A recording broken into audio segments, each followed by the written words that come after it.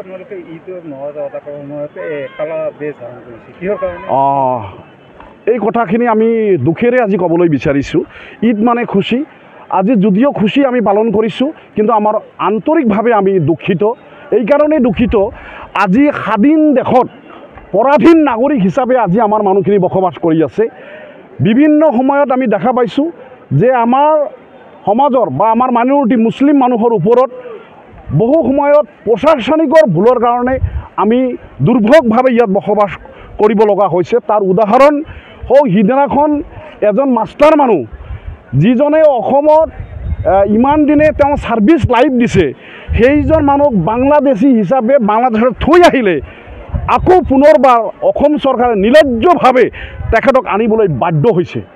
তাৰ উপৰিও গোটেই ভাৰতবৰ্ষত আমি দেখা পাইছোঁ, বিশেষকৈ মুছলমানসকলৰ ওপৰত এটা মানে ইণ্টেনশ্যনেলি এটা মানে নিৰ্যাতন চলি আছে, যাৰ কাৰণে আজি ঈদৰ দিনতো এটা ভাল সুস্থ চৰকাৰ থকা অৱস্থাত কেনেকৈ এটা কমিউনিটিৰ ওপৰত ইমান বৰ্বৰ অত্যাচাৰ হ'ব পাৰে, তাৰ কাৰণে আজি যদিও আমাৰ খুচিৰ দিন তথাপিতো আমি দুখ অনুভৱ কৰিছোঁ। আৰু সেইকাৰণে আজি আমি ঈদৰ নামাজটো কলা বেজ পৰিধাৰণ কৰি আমি আজি নামাজ পঢ়িবলৈ বাধ্য হৈছোঁ।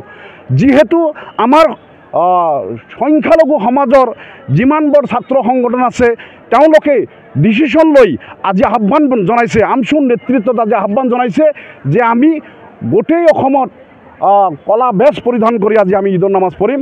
তাকে আজি আমাৰ সমাজে মানি লৈ, আমাৰ জাতিয়ে মানি লৈ সকলোৱে কলা বেজ পৰিধান কৰি আজি নামাজ আদায় কৰিছে।